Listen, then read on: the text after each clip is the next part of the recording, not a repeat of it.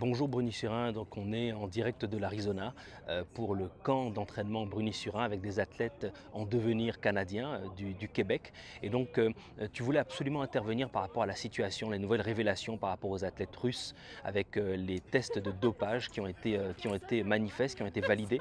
Qu'est-ce que tu en penses et quelle est ta réaction par rapport à ça? Écoute, moi, je suis en 2015, je suis encore abasourdi de toutes ces histoires. Écoute, pendant toute ma carrière, j'ai entendu plein d'histoires.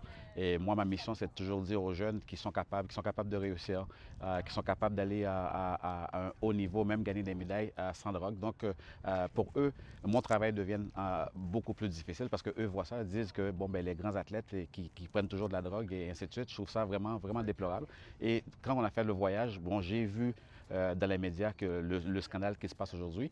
Je crois que présentement, la Fédération internationale d'athlétisme, le WADA, et même le Comité international olympique doivent prendre des mesures vraiment la plus sévère, je le dis vraiment la plus sévère jusqu'à maintenant, pour enfin que les tricheurs se disent, ben, écoute, peut-être qu'on va plus rigoler maintenant, c'est parce que c'est rendu très, très, très sérieux, mais je pense qu'il y a encore trop de gens, trop de tricheurs qui essaient de déjouer le système. Donc, faut être très, très, très sévère. Donc, regardez ici, on a les athlètes. Moi, qu'est-ce que je leur dis tout le temps? C'est que oui, vous pouvez réussir tout ça, mais ça devient un travail de plus en plus difficile pour leur confiance.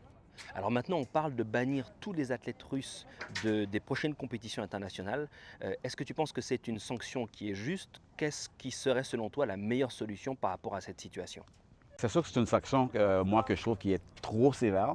Parce que pourquoi? C'est que je suis convaincu qu'il y a quelques jeunes, la relève de la Russie, qui seraient pénalisés à cause de ça. Je trouve que c'est pas juste parce que les athlètes, je sais qu'ils s'entraînent très fort, ils font beaucoup de sacrifices, mais je dis pertinemment que ils doivent prendre la sanction la plus sévère jusqu'à maintenant. C'est pour moi, sinon pour moi, et, ils perdent leur crédibilité. Le Comité olympique international, l'Agence mondiale antidopage perdrait leur crédibilité face à mes yeux. Donc faire la distinction entre les tricheurs et les non-tricheurs, même s'ils sont russes, pour pas que tous les athlètes russes soient pénalisés. Voilà, exactement, exactement. Et puis bien sûr, aujourd'hui on parle de dopage au niveau de l'athlétisme, mais c'est pas seulement au niveau de l'athlétisme.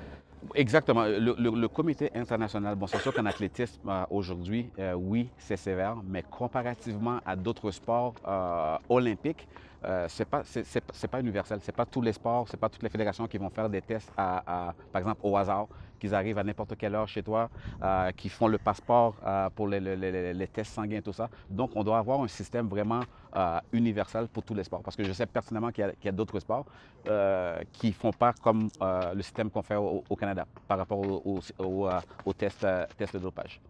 Merci en tout cas Bruni d'avoir pris le temps depuis l'Arizona. Ça me fait plaisir. Merci.